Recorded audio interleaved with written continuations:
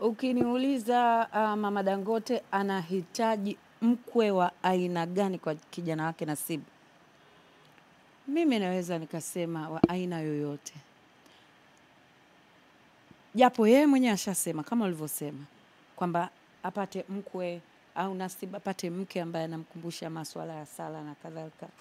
Lakini nikirudi nyuma nikikumbuka kuhusu Zari. Mi Zari naona Nasibu mwenyewe alishindwana naye. Mpaka leo Zari ana mahusiano mazuri na Mama Nasibu. Wema ana mahusiano mazuri na Mama Nasibu. Kuna wanawake wengine naomba niwasahihishe. Nasibu mwenyewe ndo alishindwana nao. Tumpunguzie mzigo yule mama. Yaani tumpunguzie pia mzigo wa Dija Kopa, tumpunguzie mzigo pia huyu mama. Hebu tuwaache wenyewe. Yaani kuna vitu tunaona wazi kwamba alishindwana navyo yeye mwenyewe Nasibu. Lakini kwa hili lipo la kujifunza. Yes.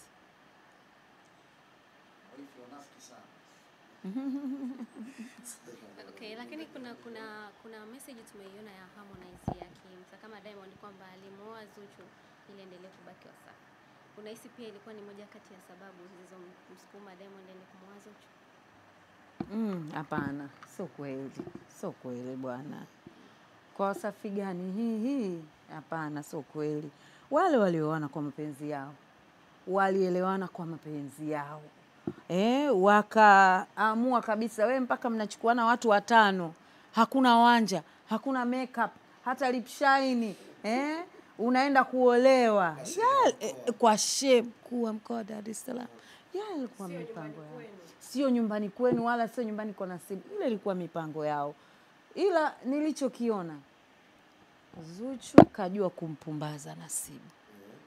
Sika mambo yale ya viungo mvunguni kwenye kitanda kipindi kile. Inawezekana lakini Zuchu kajua kumpumbaza Nasibu.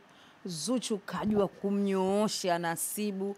Nasibu kapita kote huko hajaoa. Kapita kwa Wema, kapita kwa Hamisa, kapita kwa Zari. Zari na utajiri wake wote ule lakini kaja kuolewa Zuchu.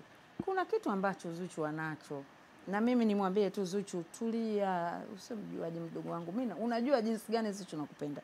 Tulia, fanya mambo yako, fanya kazi zako au mengine yote yatafuata. Kiufupi kuna mahali Zuchu ameweza. Mama tunazungumza mengi sana upande huo. Tuhame kidogo bwana. Auntie Ezekiel na Mzee Yobo bwana. Ndio. Na matusi na nini kama wazazi kile kitu ni sahihi na pia nyie wana familia wa ICU mnatajwa kuwa chanzo cha haya yote yanayoendelea.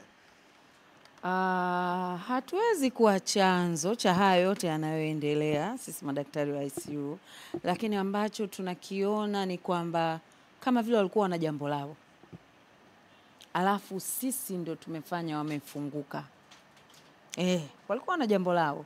Sisi ndio tumefanya wamefunguka. Na kwa namna hiyo mimi ni washauri Auntie na Moze wale ni wazazi.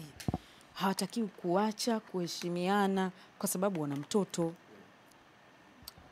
Nimepata nafasi ya kuzungumza na Auntie kwa wakati wangu.